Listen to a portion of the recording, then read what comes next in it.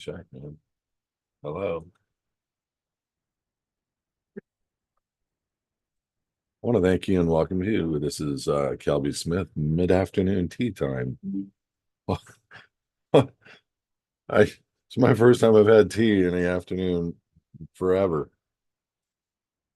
I need caffeine, but I rather enjoy the taste of this tea anyway. How you guys doing? We're live on YouTube. Right now we do this about every 2 weeks just to answer people's questions. So if you do me a favor on the YouTube land, go ahead and put your questions in the chat down here in Zoomville. Post it in the Q&A at the bottom of this screen here for any questions that you may have. So what I try to do is tell kind of people an update as to what is going on with Freedom Land and how it's all working out for people. We are going on 14 years, and it's been a lot of fun. It's been a wild ride. We've had churn and turnover just like any other entities out there, but we've remained constant in providing good service. Now, people would say during the churn why we weren't perfect in getting a response within a couple hours. I would say calm down, just like a cop. Calm down. Get them all excited. No, it is what it is, man. This is one of those hard things to get to know. I mean, getting to I'll be right there to answer your question over on YouTube land. If you think that you can find people to go in and start answering tickets of this kind and not without understanding a complete background, all the while, this happens while you're away on a business trip. It's neither here nor there. It's always a little difficult, but the bottom line is we've had a great 14 years. As a matter of fact, living in the private program is over 10 years old now. And it just keeps getting better. We're not really adding anything, but we're considering a couple things on the birth certificates, and we'll for sure keep you posted there. We do have our first question. MT Pockets. I love the names on YouTube land. MT Pockets. Woody Nickel. After you form a foundation, is it better to have 2 or 3 bank accounts with B of A and others in case one of the banks goes down? No, it's better to keep minimal cash in the accounts, in my opinion. And this is one of those hard to realize questions. I get it. People want multiple accounts to be able to operate from, and that's fine. But still, even though you have multiple accounts, and I get it that you might be charging a lot for services with what you do, or you maybe have the ability to move more money than the average bear. Even then, if you were to look at my balance sheet, I'm always trying to stay as minimal in the bank accounts as possible. I convert as much as possible into taking care of debt, costs, and then anything left over is buying hard assets. And because I don't want to be caught. And what I mean by caught is I don't want to be out there with something that could, be like that, where you have 100 grand in an account and the bank's closed. And what are you going to do? Just FYI, guys, this is already going on in China. It's already going on in other countries, and that's all that they always do. You want to take a look at what's going to happen in America in a few months. Look at what's going on in Europe, and that's a sad state, because they are really exploiting Europe in a lot of different ways, with burning down apartment buildings right now, and going after the divide of whites and different colors and creeds and races. So it's kind of a sad thing, but I wouldn't be leaving any money in the accounts. And if you need to get ideas on what to do, and you want to know what, would be smart, to be crypto, stable coins, gold. we have at HISAdvocates, we have the ability in relationship wise for you to buy gold or silver at par at no premium. So like when I used to buy silver bars and say they were $22 an ounce, now it's about 28. It would cost me for 100-ounce bar, it cost me not just $2,200, it would cost me about 24 to 26. And so it depends on who you're buying it from, but there's always a premium minimum on those bars or on silver coins. There's always a premium. Well, this coin, if anybody's interested, go to hisadvocates.org. We'll give you a link to go to the company where you just buy a membership once, and you get access to at cost metals with this company, and they will deliver or store for you. But I recommend deliver metals at cost. So you can get currently a 20, like at $27, $28 per silver. You can get a bar for about $2,800, and that's a really smoking deal because there's no premium on the cost of the silver, which is huge.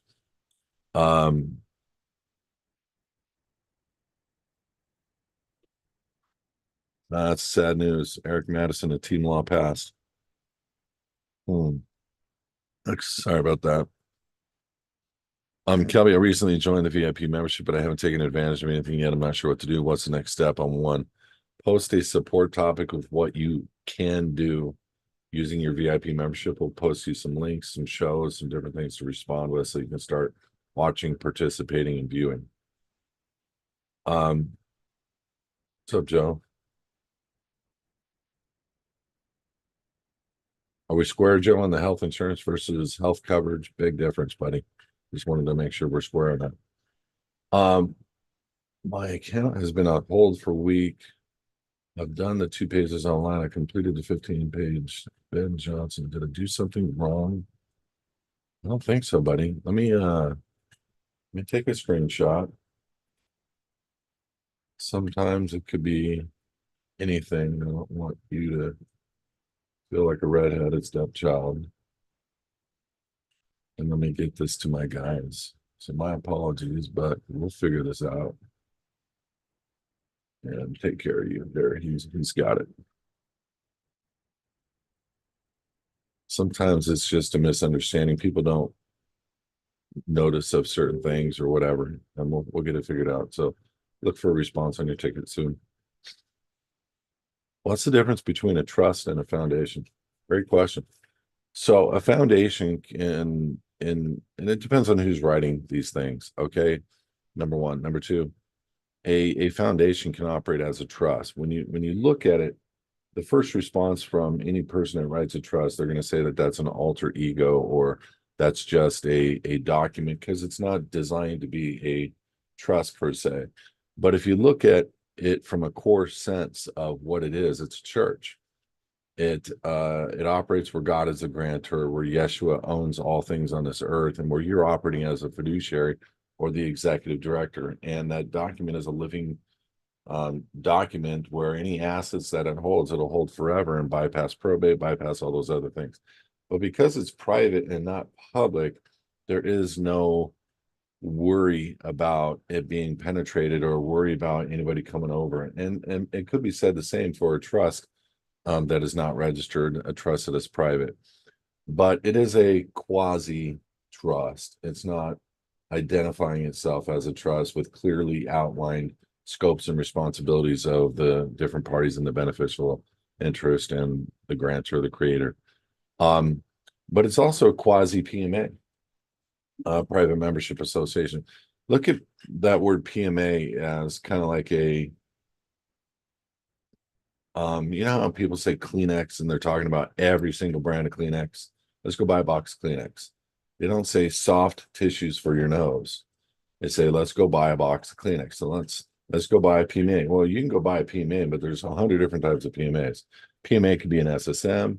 It could be self-support ministry. It could be a foundation. It could be some forms of trust. It could be an unincorporated business trust. It could be all different kinds of things.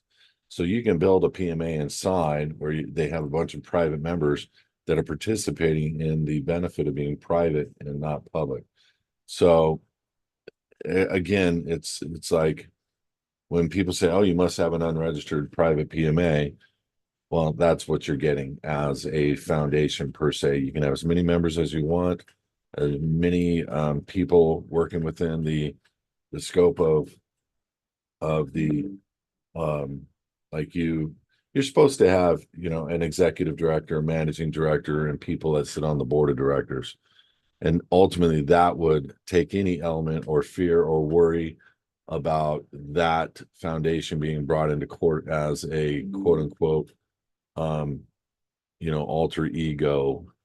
Number one. Number two, when people say that it is an alter ego or whatever, they have no idea about subject matter jurisdiction. They have no idea about state citizenship, and generally speaking, have zero content or understanding about unregistered private, as if it could ever even be brought into court. And so this is kind of why when you're working within the living in the private program, we grant you a foundation, which we look at like a 5 out of 5 on a Kevlar level of protection for an individual. Plus, and you back it up with yourself being private and not public as a state citizen, there's just no way of attacking. It's a beautiful thing.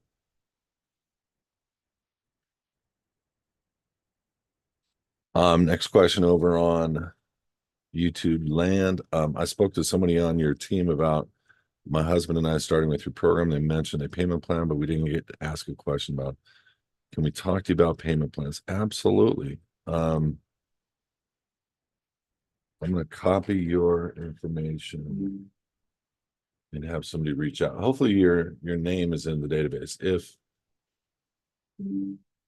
Curly, let me just see if it is. Give me a second.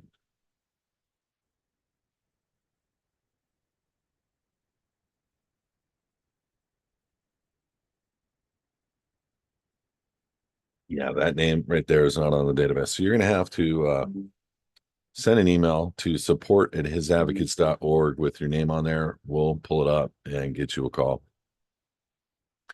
Um, Next question. Do they have junk silver on their platform or just the bars, ounces, etc.? That is a great question. I don't know. I know that there's a ton of product there. And when you say junk silver, you just mean crappy rounds, or do you mean, you know, nickels, dimes, quarters? What do you mean by that? Thank you, Sydney. We no longer need our 501(c)(3) now that we know the truth. How do we get rid of it? And secondly, can we have to form people to join our private ministry? Do you have one?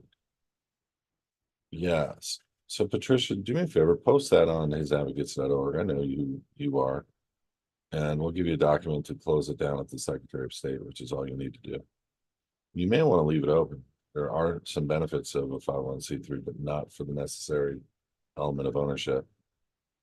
If you're trying to gain funds, access large amounts of donors, it's better to have a 501(c)(3) and then put those assets in a donation from the 501(c)(3) to the foundation.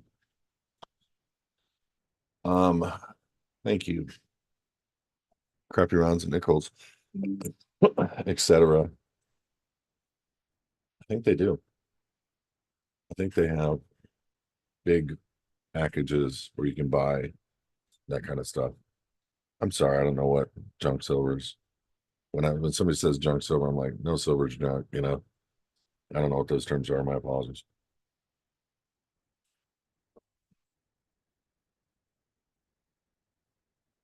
Okay, next question. Carrie, you sent it to just hosts. I got to read it out loud. I hope you don't mind. Do you want me to say no to reading it out loud? I'll wait and answer your question in a minute. What if there's only 2 people on a foundation? You're fine. Gary, I've never seen one of these brought into court. The ultimate goal is to create a church or private ministry under God, and to be able to use the funds that you're not having to pay over here to benefit God and the works. And so that's why we create these, and that's why we have you guys write a statement of faith. There is no set amount that you have to bless other people with. But the fact remains, God owns everything on his earth. That's what his son paid for. And so our goal is to remove the element of the ownership being with a state or an individual that's owned by the state, meaning a registered organization, a birth certificate, or an LLC. No matter what people think, and just if you're watching this for the first time, if you have something in your name, you do not own it. I just want you to know that. And it's really hard for people to swallow that and go, okay, I get it, I understand. And just to quickly explain it, the live born record was given over to the state by the mom on accident, and she was tricked. State puts it on 32-pound watermark banknote paper and puts it on a birth certificate, which is abandonment certificate, puts it in the public. Nobody comes and makes a claim. State's now daddy, okay, owner. And so when you think about things like that, it's a very different realm as to why we would want to put something in the name, because they'll change it from the upper and lowercase to the all caps in every form and everything you do with the state. They will all obviously want to put it into a name that they own and control, which is that corporation. So I just want you guys to know that. And I want you guys to realize where we're at in life with the trickery that's been done. And it's just a fact. And some people don't want to, like, no, that can't be true. It is 100%. And so you don't want anything in your name, and there is no asset protection with stuff in your name, none. And so there's no asset protection with you putting something in LLC. I can show you case after case after case after case where stuff with LLCs is brought into court. I can't show you any. Somebody show me where an unregistered, unincorporated foundation is brought into a court case by the government. I've never seen it. And if it was done. I guarantee I would read the paperwork. It was done on accident by the person running it, who was bringing it forward for no good reason other than being scared by a judge.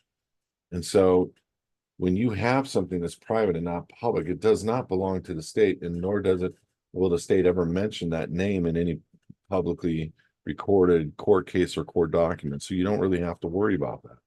And those are things that people are just untrained on and don't know and still fear, just because, they'll hear one thing where somebody, was indicted over here and they went and took all of his stuff. I guarantee if you looked at everything, the only stuff they took was registered organization belonged to stuff. It wasn't anything to do with private trust, private PMAs, private foundation, private UBTs. I guarantee it.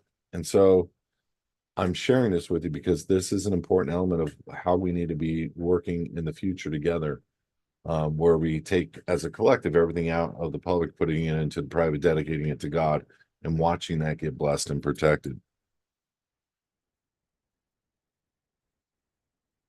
For E64, you guys are a big help. Like 4 guys jumped on it like karate experts, started flailing their hands around.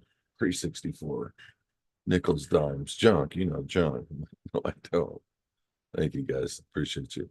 Is there a way to see all the information that I need to put it all into the LPP? I'll often find myself starting again and I get to the 3rd page and I have to quit and find some info that I don't have on hand. Okay. This is where I just want to reach out and give you a big technical hug. Because you can have one page open and then another page on Google. Grab the information on Google, which is nothing more than the governmental information. County recorder for your marriage, name and that information. County recorder for the voter, name of the governor, what's his address? Name of the sheriff for your township, what's his address? All that stuff's found on Google like this. So I'm giving you a big technical hug. What I would do is just go to page 2 and print it to a PDF or print it out. Then you can go and gather that and then go back and then figure it out. But no, we do it that way because we got to capture the data and we want to get the information of the passport on the 1st page, and we get the balance of the living and the private information on the 2nd page.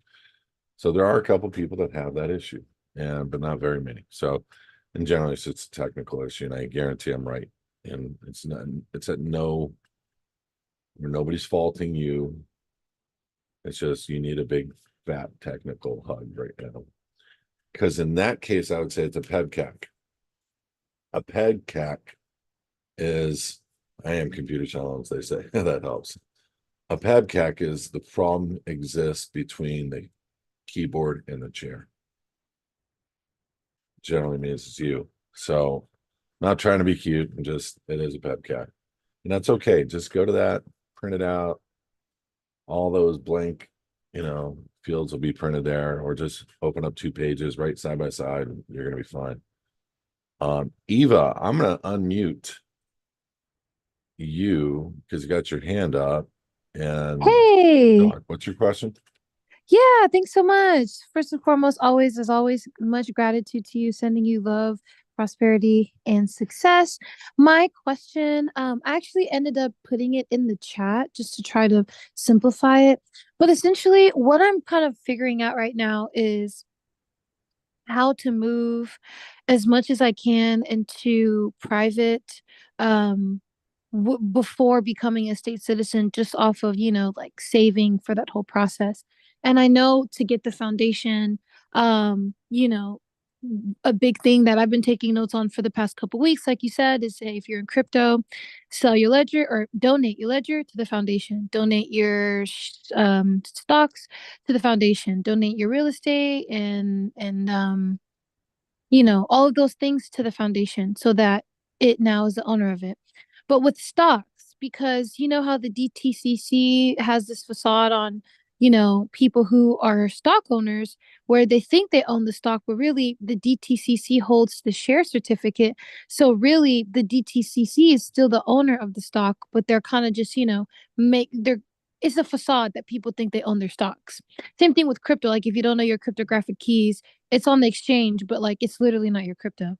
So my question is, would I take my stocks, my share certificates from the DCCC back to me as a person and then take those share certificates and donate it to the foundation, or would I donate my shares, which right now is not even a share yet, it's a private investment because Ripple hasn't IPO'd, donate those to the foundation, and then from there the foundation goes through the process of getting the share certificates from the DTCC,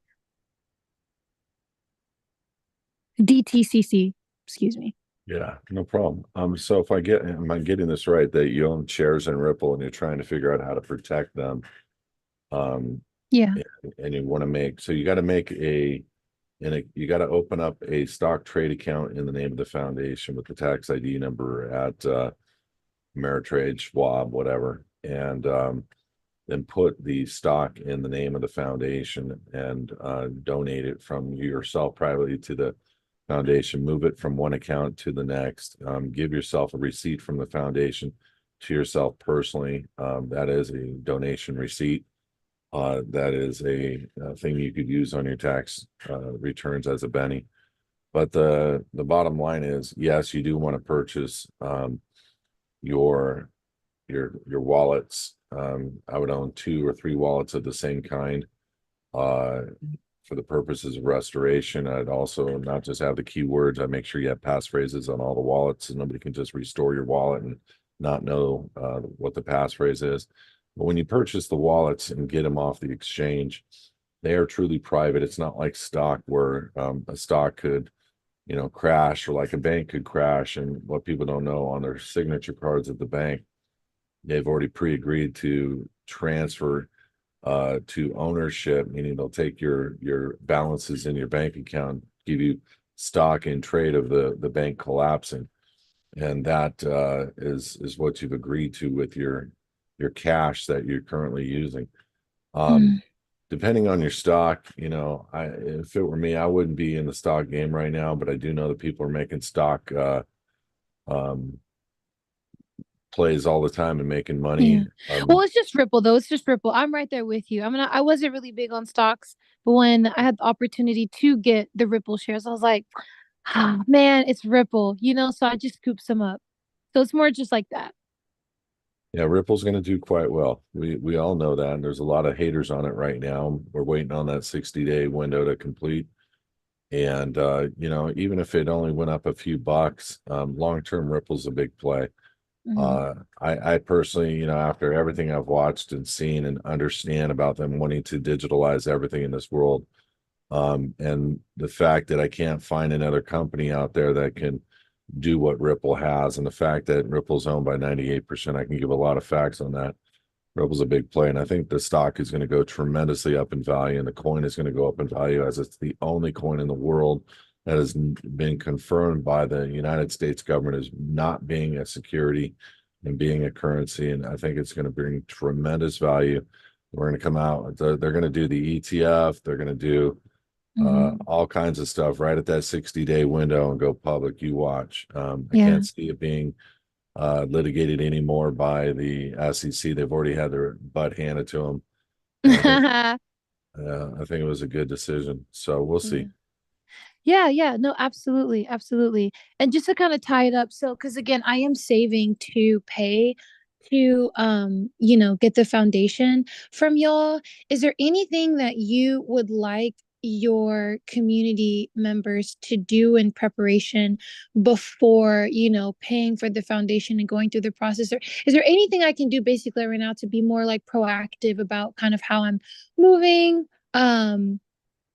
Just so that I when it always gets to the tell people if that's what's keeping you from moving forward on a foundation, just give us a call, just commit, and we'll set up some ridiculous payment plan to your benefit and help you out to create that foundation. We just need a statement of faith, and we need the elements of who's going to be the executive and managing directors, start date, just minimal information so we can get you going.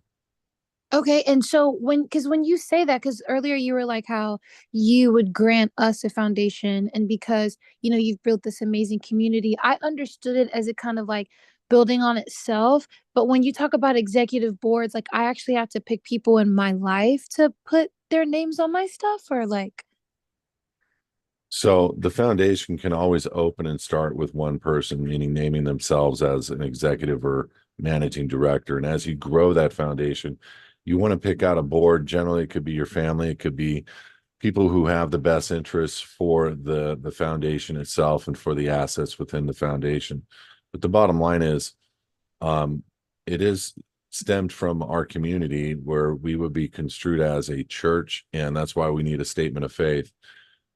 We can't give a foundation to people of a different faith, of similar faith, yes, but of a different faith. We just can't. But we do offer other forms of business trust for people that are pretty much just as protecting their interests, but in my opinion, not perfected like what a private humanitarian foundation would be for an individual.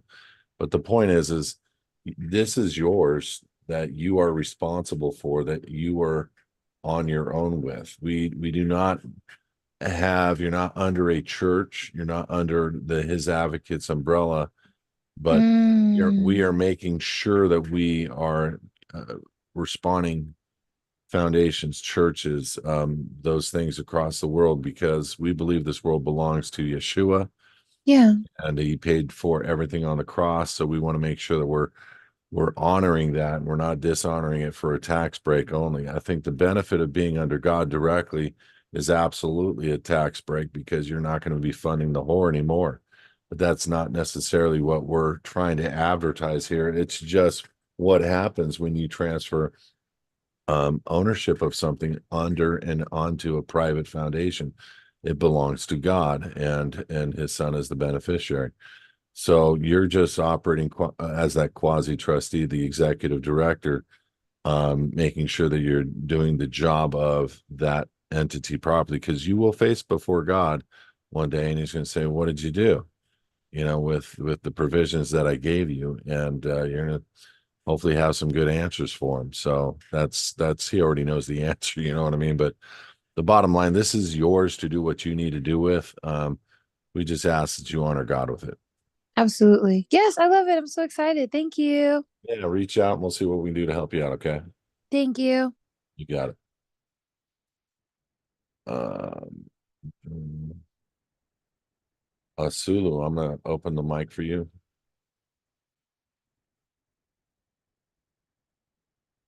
You have to unmute yourself. Hi, Kelby. What's happening? I don't think I've ever talked to you. No, I just want to praise God for what you do. Thank you very much. We missed seeing you over in Kansas. So we're in Missouri now, but I don't like Missouri, but that's okay. Anyway, my question is, we wanted to do a foundation also for humanitarian. Do you do that? Yes. Okay, great. I was thinking about you and and who can benefit off of that, better than your ministry. So Reach out. We'll um take care of you.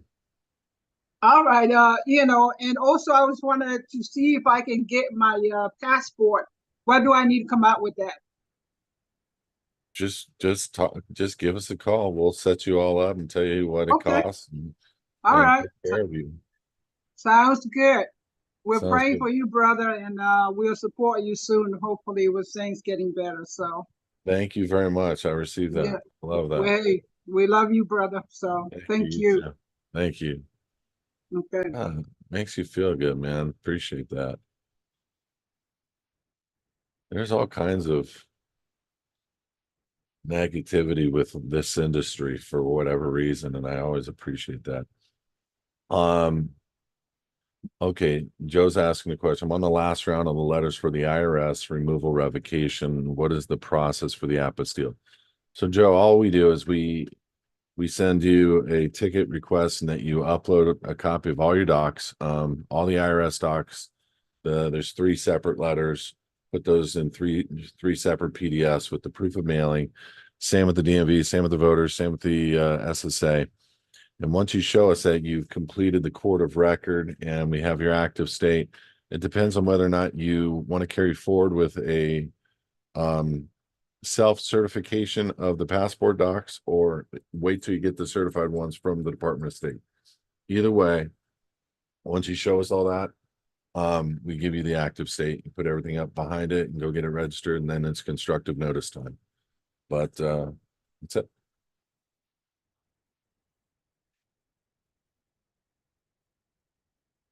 Question from Marcus. I can run my marketing business inside a foundation all day long. God owns everything on this earth. Everything. All the way to the core, even the burning stuff. And people don't realize that in Revelations 5 and what it was actually the cross was for. This world has been title deeded until Christ paid on the cross for the price for the earth and everything that's on it to the enemy. And what Christ did was fulfill and was able to take out of his hand who sat on the throne the document, the scroll, the title written on the inside and on the out. Generally a scroll in the olden days, who was found worthy to open up the scroll and to loose its seals. And it said Yeshua was Jesus. And when something was written on the inside and on the outside, which the scripture specifically says, it's generally a title deed. The inside was the title, the outside was the mortgage, the terms and the redemption needs for the mortgage. Christ was found worthy to open up the scroll and to loose its seals, and all 24 elders fell down and threw their crowns at his feet, giving glory because he paid the price for it all. So that's what we're doing is we're going to run everything through business, call it enterprise, whatever you want. Just honor God with it. That's all we ask at this ministry as we create them. That's it. But yeah, you can do anything you want. I have, I think 6, 7 foundations. I don't know, six active. Don't you have to present an ID to open a trust at a bank? Of course you do. Of course you do. You're not special. Nobody is. Do you help with getting global passports? If not, recommendation. We do United States of America passports through the Department of State, and they can go anywhere globally. If you're talking about world passports, no, we don't do the world passport. I haven't really looked into it, but it's a legitimate passport that gets you around places. I don't know where you can't go, but our passport process helps you to become a state citizen. It makes you become a state citizen based on the application. Is done by the Department of State, and so you get the offer, which is our docs with the explanatory statement. I am not a U.S. citizen. I am a state of the union citizen. They respond with different rebuttals, and we ultimately get you a passport. Offer is the application. Passport is the acceptance. And we order certified copies of the application, which is uh, evidence in any court case of what your status and standing is. You Birdie told me to get a hold of.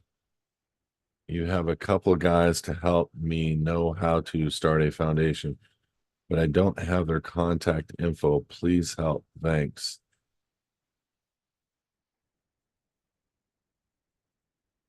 We do the foundations. I wouldn't be referring out to people to do a foundation. Why don't you submit a support ticket and we'll help you there.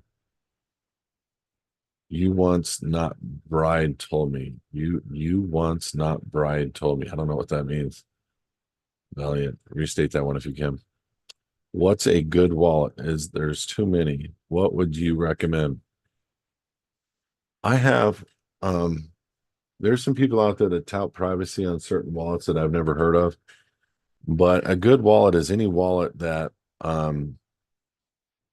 both passwords and like I have a decent DCENT because it requires a thumbprint and something in my brain and to open it up. And so it's somebody can steal a wallet, have a password, or have the 20 words. And if they don't know what's in my brain, or get my thumbprint, that's why. Decent, Trezor, Nano, I have all of those. Can an IRA be put into a foundation without cashing it? No. But listen, Logan, I would dump out of an IRA so fast. Sorry, I would. I had a law firm try to deliver a packet with a property lien to my personal name at my foundation private mailbox. I returned it to sender with no such person existed. Now what? If they can't get me served, what happens with the lien? Carrie, great question. Guess what? What is the lien for? Number one, if it's IRS, here's the law. IRS code requires that they prove that you are a citizen, not just a citizen, excuse me, an employee of the United States. So part of the process that we brought you through is the proof of non-employment with the United States for this exact reason. There's a set of letters that you go after whoever is on the lien and advise them that you're not an employee of the United States, therefore they cannot have a lien. And what they basically try to do is put it in the county recorder as if that's a real lien. That's a fake lien. There's no such thing as a lien in the county recorder. It's a notice of lien, but it's not a lien. Liens need to be filed with the Secretary of State. And so we do a thing with the Secretary of State. It's $5 in California. It's probably similar in your state where you search your name and you get a what's called a proof of no record of any liens on that name. And you take the letter, you take the letter from the United States saying you're not an employee, and you take this letter saying you are against IRS code such and such, da da da da da.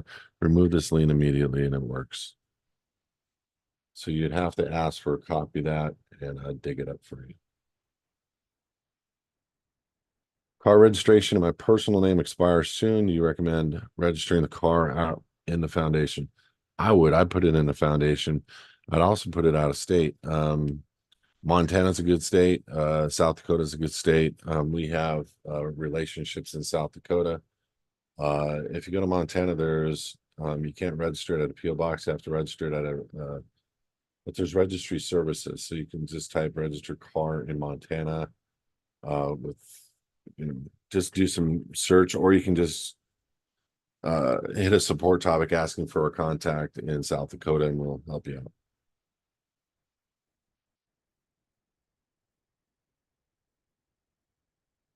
Would getting the AB 60 license provide a better path of non-citizen in California instead of a DL California? No, they all bring you into the jurisdiction, Mark.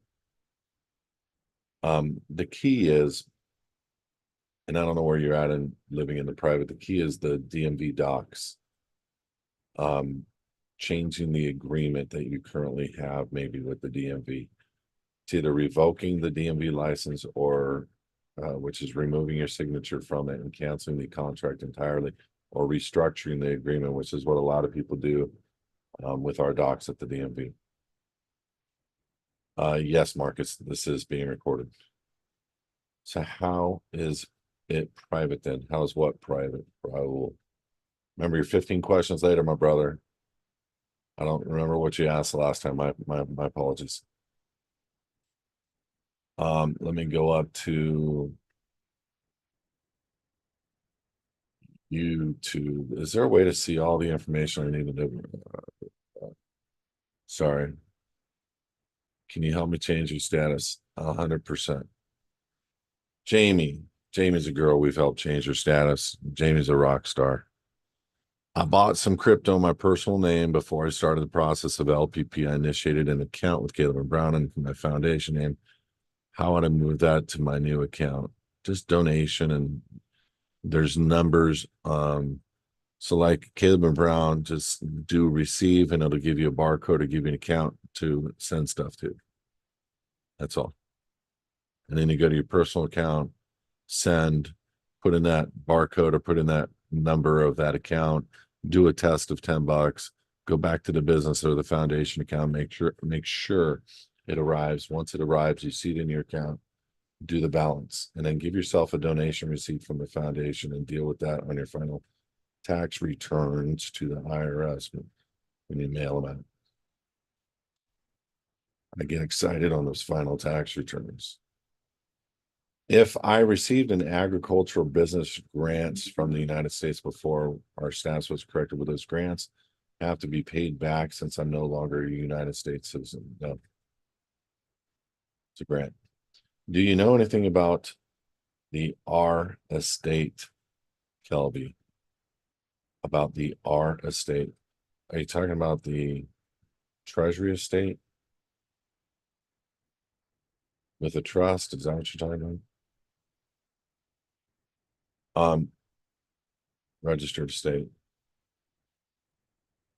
So are you talking about what about it? What about the registered estate? Let me ask you that. What are you trying to get accomplished with the registered estate? Next question. It's a construction company we're fighting with about the balance due. They are trying to inflate the amount due, now trying to file a lien.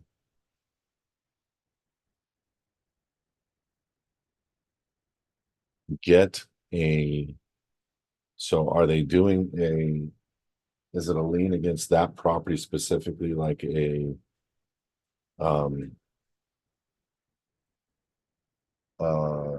what's the lien called? I'm blanking.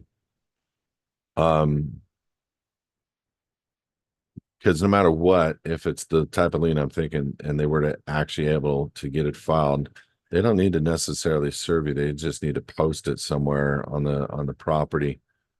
But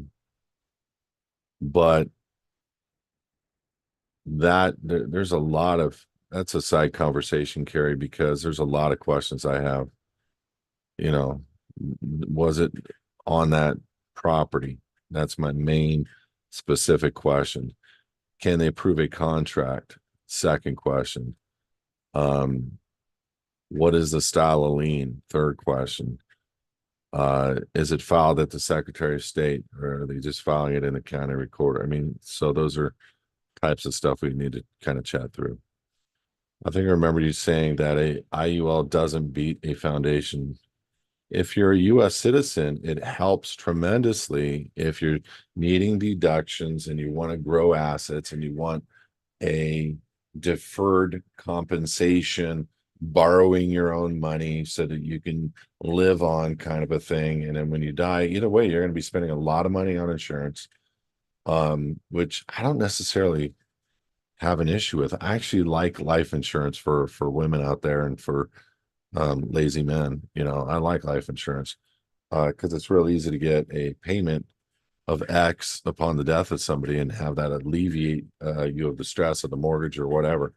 So I'm not necessarily against it, but there is no doubt that a foundation, without a doubt, bringing money in through the foundation, utilizing the foundation to buy, purchase, hold, alleviates the need for an IUL. But for a U.S. citizen, an IUL is a flawless vehicle to be able to do things. It's kind of like the same principle Elon Musk did, you know, only without the, you know, he just went down to a bank. I got all this stock. I want to get a big loan against this stock. And they said, sure. And he cashed in a ton of he didn't cash in anything. He got a loan and he was able to use that loan to do whatever, live on, buy whatever, um and never have to pay back because it was never considered income. So there's benefits of doing things through that. I'm not going to discount an IUL whatsoever. But if I am a state citizen, why?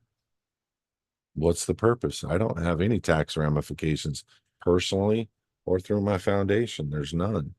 There's no need. Have it come in 100% through the foundation. Take whatever I need, put it into the foundation name, own it through the foundation. If you know how to structure up the property into a proper vesting, you can literally remove the property from the county recorder from a standpoint of having to pay taxes. You can even also pull the property out of the county recorder. And this is where a lot of people are getting into this knowledge of, well, I know I don't need to record a grant deed in the county recorder, but what happens if I don't? Your old person closes the account. The new person, they can't find a copy of a grant deed to record. The old person is not on title anymore, and they don't know who the new person is, the foundation. There's all kinds of things that are going to come up where the state and is going to go hog crazy on this concept, but it's a real deal. As a real estate broker, that's one of the questions on the test. There's no requirement to record a grant deed in the county recorder. Secondly, go look up counter deed in Black's Law and understand what that specifically means for you guys. Go look this stuff up.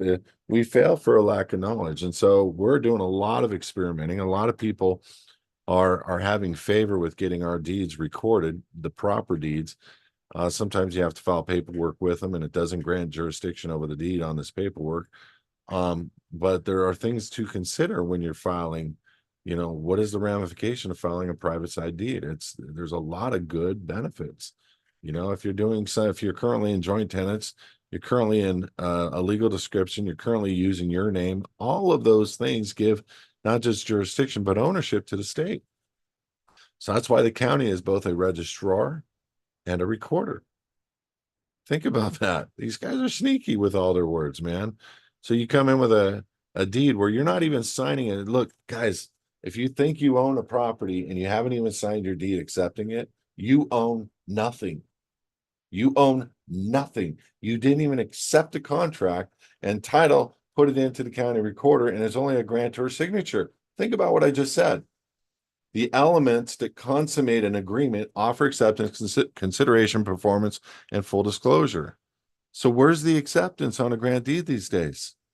That's why we put out the deed acceptance package for people to get learned up on the laws and the statutes, at least out here in California, pertaining to an acceptance of the deed. And so with our deed, for the people in the living in the private, we do it by gold, by hand, meets and bounds land, and putting it in the name of a foundation with an acceptance on it.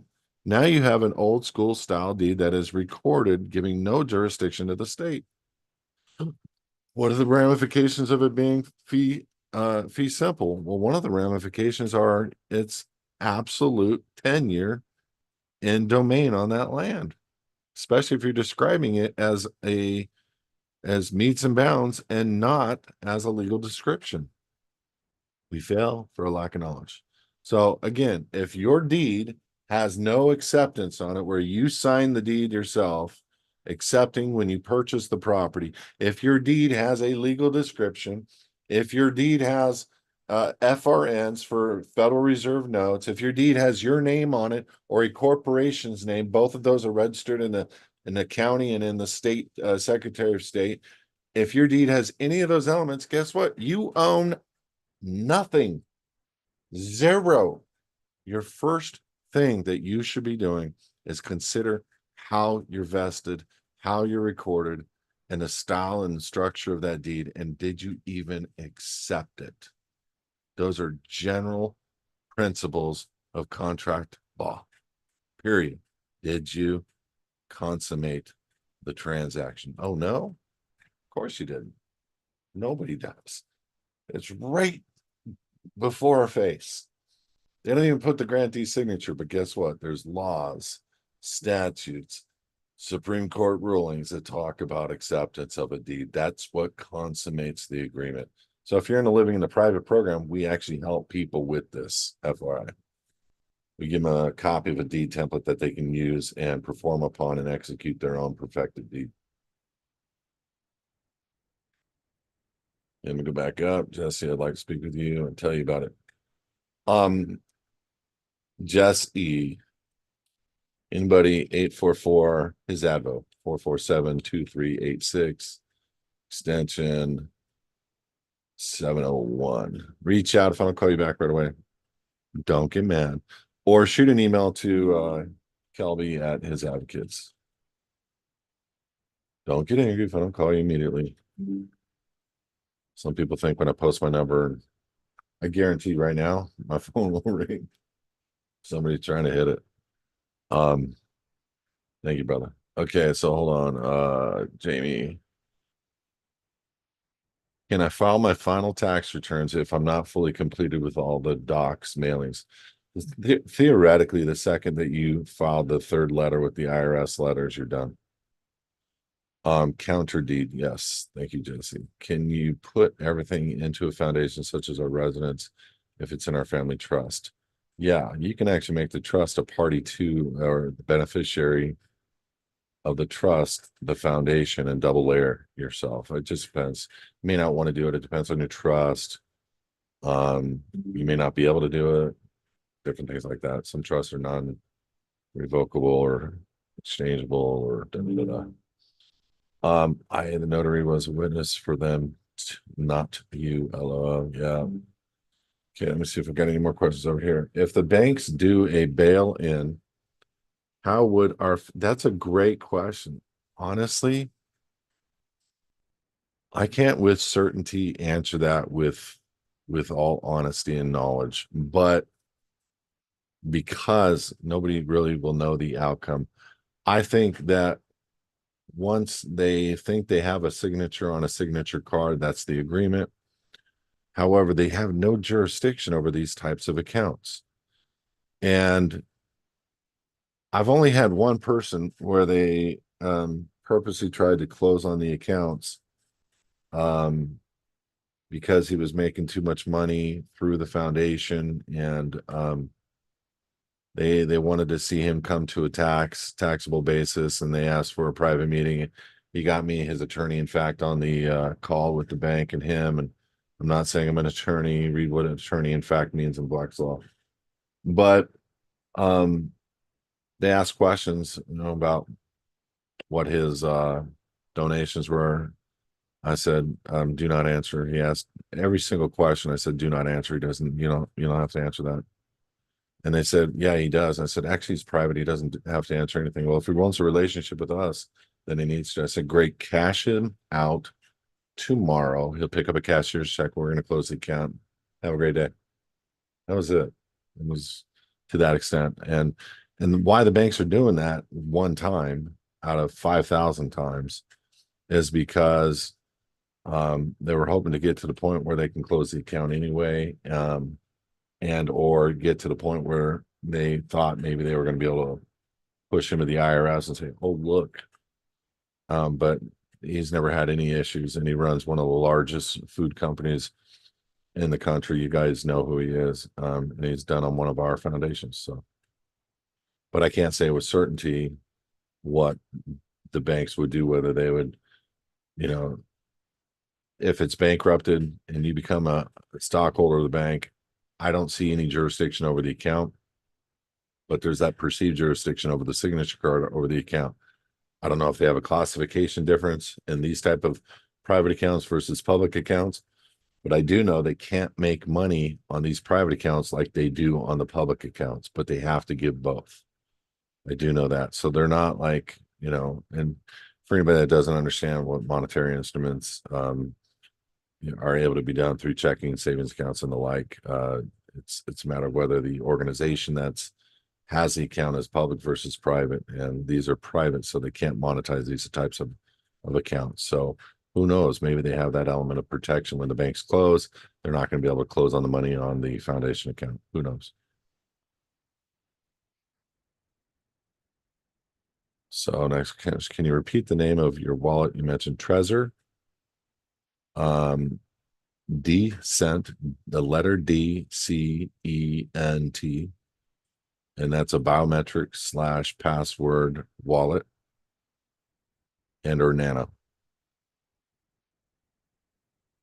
Would a separate contractor document need to be completed each time I take on different consulting project, as far as myself being paid by the foundation through services done through the foundation? No. If the, how can you confirm that Caleb and Brown can open an account in the foundation without a can you confirm? No, I didn't. I know other people, Joe, are having problems with it now with Caleb and Brown. I know they're trying to see registered organizations versus private organizations. And I do know that people are getting out there with the foundation. They're opening up at different exchanges than just Caleb and Brown with the foundation account. But Joe, don't worry about whether a social has to go on the account or not. Remember something, the social belongs to a registered organization. And when you go through our process with Social Security, you're not giving up the use of the Social Security funds or the contract. You're moving yourself from trustee or surety to the collateral beneficial interest position on that contract. Just read our docs, you'll understand what I mean by that. And that allows you to collect on the Social Security at retirement, but it also puts you in a position where, and we're trying to stay away from using the social on bank accounts, using the social on credit accounts. This is a little bit different because it's not the social that's monetizing an account. You're using the tax ID number on a foundation. You're opening up an account with the foundation TIN number. And if they're using a social, it's just to have for identification purposes, not for monetizing purposes. So it still will be a private account, and it's going to have an all capital letter name on the account for sure. And the social does belong to the registered organization, the all capital letter name. So it's not that you privately are having public use of the social for the purposes of credit or gain, like for a mortgage or a credit card. It's just to establish an account. Very, very different. I think people freak out over the use of a social on account. And I would freak out if it was a personal bank account or maybe even a corporate bank account where the jurisdiction is obvious. But I wouldn't worry about it necessarily on a foundation account where the name is in all caps and where you put the word "by" in front of your signature, clearly denoting that you're not the party on the contract above, but that you are the, the beneficiary. If the deed does not get recorded and the county doesn't know who they can bill, and the county put a lien on the property without the owner's name, what happens to the taxes after a few years of compounding? Those are all great questions to which we are working through. And the people that are doing this as a test have not had any liens placed at this time. But who are you going to place on the lien? You're going to place an APN? You're going to place an address? How do you lien on something with no name? You know what I mean? So somebody's got to be in fault and default. So there has to be a premise of somebody who's done wrong. And so it's not like they can just do that arbitrarily. And so those are things that we're kind of thinking about and how to respond to with the county recorder's office if they were to try to do something like that. And all you got to do is go down to the county and check. or get an account at the county recorder and just check on that property address every now and then.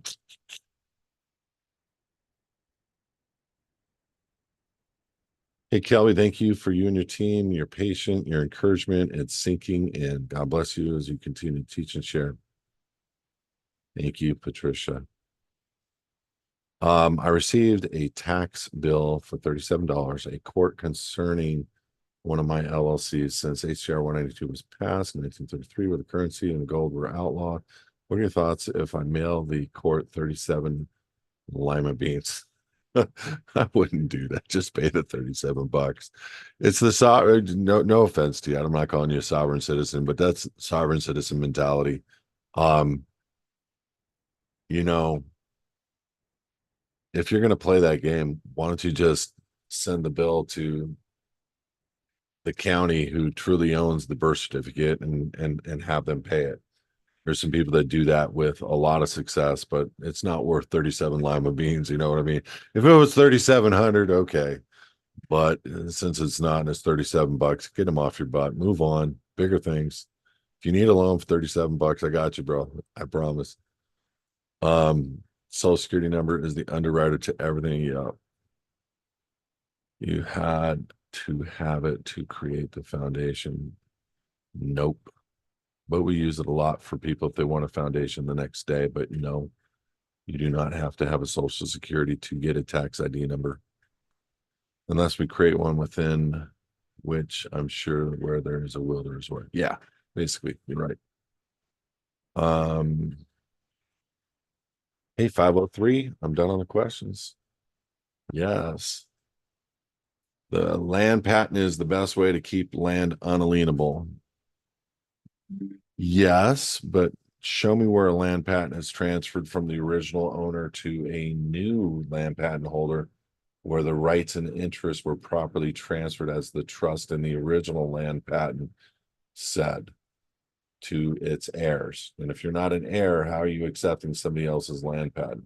However, you can take a property with all liens and encumbrances and unrecord that property or remove the property from the county recorder and have the property sit on somebody else's land patent where it's a allodial. And it's no different. The county recorder is basically you're pulling into the public a contract with the state and you're going to pay the state forever on that land. If you get that property out of the county recorder or somehow not record a new deed and get away with where you're down the road and you don't have liens and encumbrances on something that has no name on it, which is plausible, not just plausible, it's very plausible. Why do you think they have these words called counter deed? So go look in the Supreme Court ruling where counter deed was created and start getting your mind wrapped around for the purpose. You'll start understanding that why a grant deed does not have to be recorded. It essentially becomes a non-recorded grant deed becomes a counter deed in a lot of different pretense. If we weren't or aren't supposed to be taxed on our Iraqi dinar revaluations, why is it recommended to donate? I don't know who said that to you. But if it were me, I would donate all of my Iraqi dinar to a foundation, give yourself a document proving that you did so prior to evaluation. Just makes sense. We go down to messages. Hold on. If I've already been removed from a voter registration by the state, do I need to take any further action? I'd remove my signature from the original agreement because they could pull that in and say that you've agreed to be a U.S. citizen on this, you've agreed to be a part of a political party, hence jurisdiction. If I'm divorced, do I take any further action in the marriage license? Not necessarily, because you did create a new contract through a divorce. If I already closed bank accounts or paid a mortgage, do I have to do anything on those applications?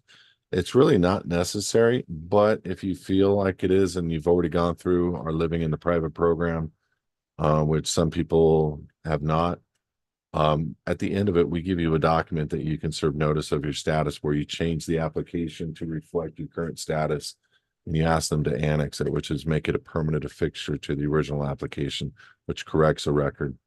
They just put it in a file. What if there are only 2 people in the foundation? You're fine. Thank you. I'm having trouble payment plan 2 card shut down. Need to make sure payment continues. Give us a call, Gary. We'll hook you up. Has anyone found the trading to look up ones? Yeah, guys, look, it's been down for a few months. I haven't had time to get out and research it. I register a car in South Dakota. Well, it's the same principles in a few states like Montana. Well, in California, you gotta smog your car every 2 years. Sometimes it will not be smoggable. And you pay expensive fees. In South Dakota, it's one time, it's forever, and there's an annual or biannual, no, there's an annual registration fee, but it's not that bad.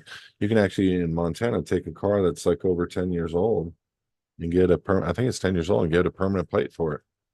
One-time fee. That's why. Thank you for have to leave.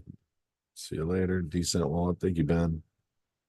You're amazing. Thank you, Kim. All right, man. You need to be politically domiciled in the 10th. You need to be politically secret agreement or handshake across the counter. No, counter deed is a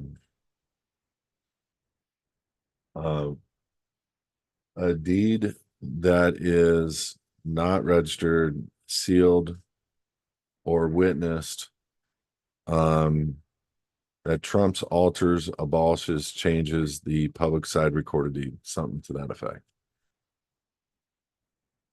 Are the foundations supposed to have virtual mailboxes? No, but they can. Previously, I remember you saying, don't let the USA send you mail in your own personal name, that we can put storage title on our house. What if we don't own the house? Then should we get the virtual address for the foundation? I would have a virtual address for the foundation because I don't want any mail coming to where I stay, where I sleep, ever. Hope that helps. All right, guys, blessings, man. This is great. Listen, we love you. You are free. Maybe not physically, but you're free here. Let me help you become free permanently physically, and then help you with the change of your mind of all those attacks. Because I think in the next 6 months, you guys are going to be running towards us in a big way, trying to get free with some of the stuff they're going to bring down. So God bless you guys. Thank you for showing up. I think it was a good meeting. We have currently about 60 people watching. And I appreciate you. Get the word out. Send this video out. Help us to help other people. We appreciate it. This isn't easy work to do. And this is really the only way we can get the word out is if you're spreading it. By the way, we have massive opportunities for people that are happening right now.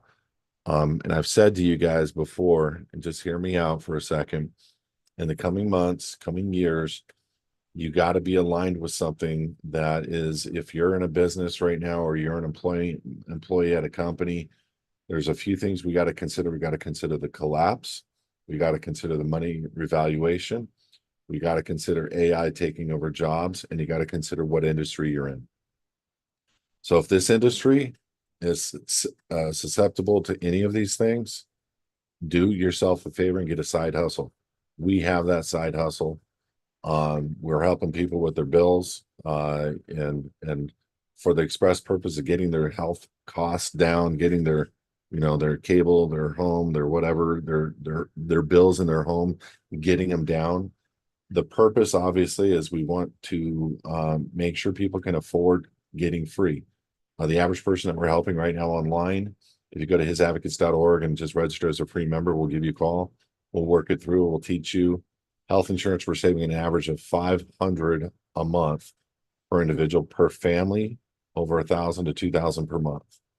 And it's with health coverage, not insurance, but it's, in my opinion, better. They're not participating in transgender mutilation. They're not participating in baby mutilation. They're a Christian organization, and they're a 501c3, which I don't necessarily agree with. But what happens is when you get a major bill and it gets presented to them as a 501c3, they break that bill down to industry conforming standards of what it should be.